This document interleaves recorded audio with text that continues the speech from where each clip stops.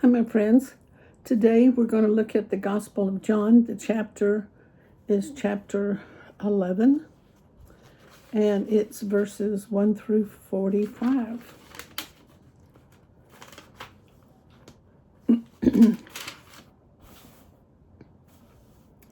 Now, a certain man was ill, Lazarus of Bethany, the village of Mary and her sister Martha. It was Mary who anointed the Lord with ointment and wiped his feet with her hair, whose brother Lazarus was ill. So the sisters sent to him, saying, Lord, he whom you love is ill. But when Jesus heard it, he said, The illness is not unto death. It is for the glory of God, so that the Son of Man may be glorified by means of it. Now Jesus loved Martha and her sister and Lazarus. So when he heard that he was ill, he stayed 2 days longer in the place where he was. Then after this, he said to the disciples, Let us go to Judea again. The disciples said to him, Rabbi, the Jews were but now seeking to stone you, and are you going there again? Jesus answered, Are there not 12 hours in a day? If anyone walks in the day, he does not stumble, because he sees the light of the world. But if anyone walks in the night, he stumbles, because the light is not in him. Thus he spoke, and then he said to them, Our friend Lazarus has fallen asleep, but I go to awake him out of the sleep. The disciples said to him, Lord, if he's fallen asleep, he will recover. Now Jesus had spoken of his death, but they thought he meant taking rest in sleep. Then Jesus told them plainly, Lazarus is dead, and for your sake I am glad that I am not there, so that you may believe. But let us go to him. Thomas, called the twin, said to his fellow disciple, Let us also go, that we may die with him. Now when Jesus came, he found that Lazarus was already been in the tomb 4 days. Bethany was near Jerusalem, about 2 miles off, and many of the Jews had come to Martha and Mary to console them concerning their brother. When Martha heard that Jesus was coming, she went and met him while Mary sat in the house. Martha said to Jesus, Lord, if you had been here, my brother would not have died. And even now, I know that whatever you ask from God, God will give you. Jesus said to her, Your brother will rise again. Martha said to him, I know that he will rise again in the resurrection at the last day. Jesus said to her, I am the resurrection and the life. He who believes in me, though he die, yet shall he live. And whoever believes and lives in me shall never die. Do you believe this? She said to him, Yes, Lord, I believe that you are the Christ, the Son of God, he who is coming into the world. When she had said this, she went and called her sister Mary, saying quietly, The teacher is here and is calling for you. And when she heard it, she rose quickly and went to him. Now Jesus had not yet come to the village, but he was still in the place where Martha had met him. When the Jews who were with her in the house, consoling her, saw Mary rise quickly and go out, they followed her, supposing she was going to the tomb to weep there. Then Mary, when she came where Jesus was and saw him, fell at his feet, saying, Lord, if you had been here, my brother would not have died. When Jesus saw her weeping, and the Jews who came with her also weeping, he was deeply moved in spirit and troubled. And he said, "Where have you laid him?" They said to him, "Lord, come and see." Jesus wept. So the Jews said, "See how he loved him." But some of them said, "Could not he have opened the eyes of the blind man? Could not he who opened the eyes of the blind man have kept this man from dying?" Then Jesus, deeply moved again, came to the tomb. It was a cave, and a stone lay upon it. Jesus said, "Take away the stone." Martha, the sister of the dead man, said to him, "Lord, by this time there will be an odor, for he has been dead 4 days." Jesus said to her, "Did I not tell you that you would believe, that if you would believe, you would see the glory of God?" So they took away the stone, and Jesus lifted up his eyes and said, "Father, I thank thee that thou hast heard me. I knew that thou hast heard always, but I have said this on account of the people standing by, that they may believe that thou didst send me." When he had said this, he cried out in a loud voice, "Lazarus, come out." The dead man came out, his hands and feet bound with bandages, and his face wrapped with a cloth. Jesus said to them, "Unbind him and let him go."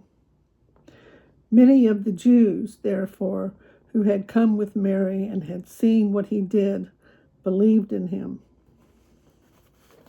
Thanks be to God for the reading of his word and for the preaching of it. You know, the righteousness of God in our lives is always revealed by our faith. And faith is all about trust. Without trust, faith is impossible.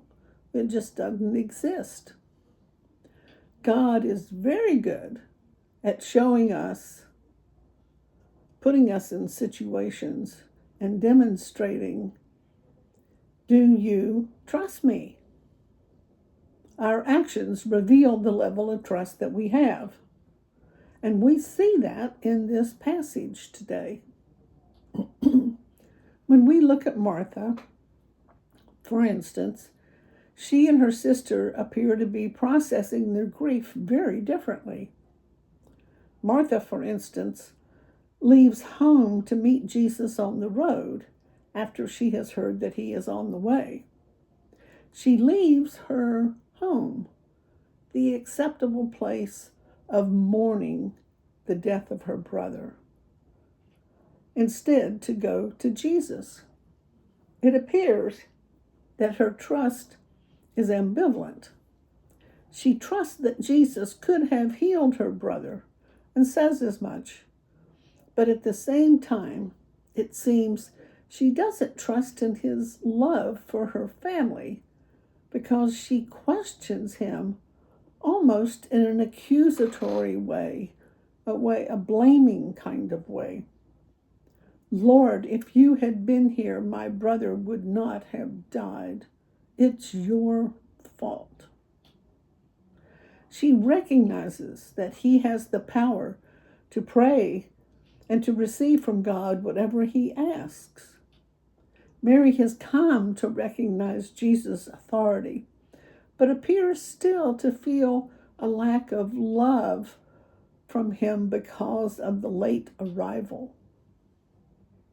But Jesus asks her if she believes something more. Jesus asks her if she believes that he is the resurrection and the life. More than able to just ask and receive, he is the one able to give. "Yes, Lord, I believe," she says, "that you are the Messiah, the Son of God, the one coming in the world. After Martha makes her profession of faith about the Messiah, she goes and gets her sister. Everyone in the house follows Mary to Jesus' side. What we witness here is two sisters in the same situation, but Jesus' response to each is very different. When Martha first greets Jesus, she announces that he is too late, but Jesus replies, "I am the resurrection and the life." In other words, with me, it is never too late. He is rebuking her doubt and at the same time giving her hope. When he sees Mary, however, he is overcome with compassion and empathy for her and for these mourners that followed her. He joins them, going to the tomb, weeping with them, instead of pushing against the flow of Mary's sadness of heart. He joins it. These diversely different responses speak to his profound wisdom and the individuality with which he deals with us. With Martha, he declares his divinity, saying, "I am the power that gives everything life and keeps everything alive." However, with Mary, he exhibits his humanity. The crowd is moved by the scene, but it's a bittersweet mix, appreciative of Jesus' love, but also wondering why he didn't do something to prevent the loss of his friend. And we so often ask in the face of suffering, why didn't God keep it from happening? Prior to coming, Jesus was in the area around Jericho, which is about a 2 days journey to Bethany, where the sisters and Lazarus live. Word comes to him on one day, but then he waits for 2 more days before leaving and then arriving 2 days later. That's a total of a 4-day passage of time. To me, it seems that even if he had left immediately upon hearing the news, it would still have been too late for a healing, because Martha later tells him Lazarus had been in the tomb for 4 days. He would have died before Jesus had arrived. None of this registers with the sisters, however, who are overcome with grief. The disciples are more than curious as to why Jesus delays the trip also. When Jesus tells them that they're headed back into the danger zone, verse 16 indicates that they think that they're headed back to death. The disciples don't love this idea and try to reason with Jesus. Jesus finally tells it to them straight. Lazarus is dead, and something good will come from it. This is happening in order for you, the disciples, that your faith might be strengthened. Later, what did the disciples hear and come to believe when Jesus says to Martha, "Those who believe in me, even though they die, will live, and everyone who lives and believes in me will never die"? What does all that, and how does all that they see shape not only what they believe about Jesus, but what they believe about their own fate as his followers? Is Lazarus' resurrection and the belief of Martha and Mary meant to be a promise to the disciples also, as well as to us? I love the fact that no matter what the situation is, Jesus is not frantic. Bad news does not throw him into a tailspin. He tells us to cast all our cares upon him. But what happens when we, like Mary and Martha, look to him for some immediate solution that is not forthcoming? Do we do like Martha and Mary and like the disciples when they're in the boat on the Sea of Galilee and a storm comes up? Do we accuse him of not loving us? Jesus was not worried in the boat. He was sleeping in the back of it. But the disciples accuse him of not caring. Why is it that our first move that we go to is that God is doing nothing because he doesn't care? We never will be able to see the long game, but will continually fuss with him about the here and now. How would it change your life if you trusted enough that you could have peace in the storm or whatever unfavorable circumstance might arise? I tell you that Scripture reiterates over and over again that we can have that kind of peace. It is offered to all, but accessed by few.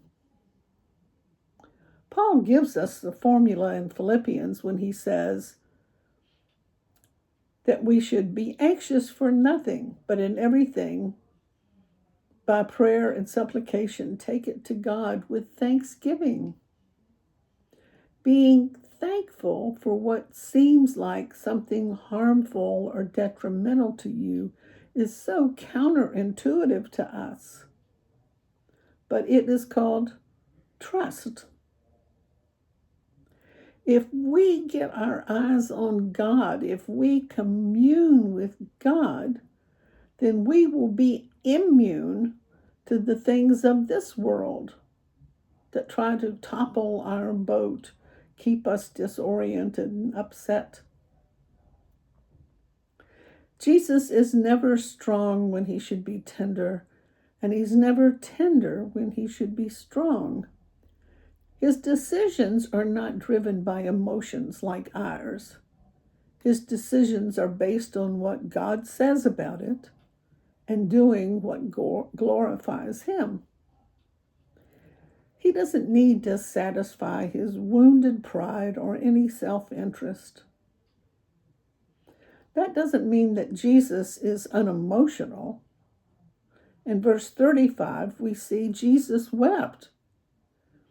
In verses 3 and verses 5, we hear declarations of his love. So he feels much, but emotions do not drive his decisions.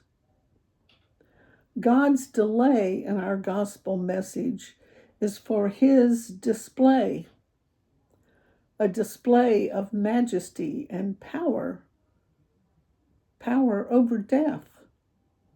Which is a greater miracle, a healing of a sick man or to raise someone from the dead? This miracle demonstrates that he has power over life and death. And we are to trust him in both. Death has no power over us anymore. The body may go to the grave, but the spirit lives eternally. Death is not a destination. It is a transition from one world to another. Billy Graham once said, "One day you will hear that Billy Graham has died. Well, don't you believe it. He has just changed his address." Dying, takes us to the ultimate class reunion. I torment my friends of faith by telling them that they never get rid of me. I will know them and they will know me. Remember when Peter, James, and John are on the Mount of Transfiguration and they see Elijah and Moses? Well, these men died before these disciples were even born, but they recognized them. You know, the founders of every other major religion see Jesus as a prophet. They assume, like themselves, that his message is to show you how to find God. However, Jesus teaches, I am God, come to find you. What you cannot do with that information is say, great teaching, very helpful. I think you're a great thinker. No, our response tells it all. We want to worship, submit it all to him, accepting our position as servants as well as those who are beloved. What we know now is so very limited. However, when you're in the presence of the Lord, it will be revealed. In the meantime, let us practice dying daily on this side of paradise, that we might be a witness to the power of God. We're not people without hope. Our hope is in him, now and forever. And all God's children said, Amen.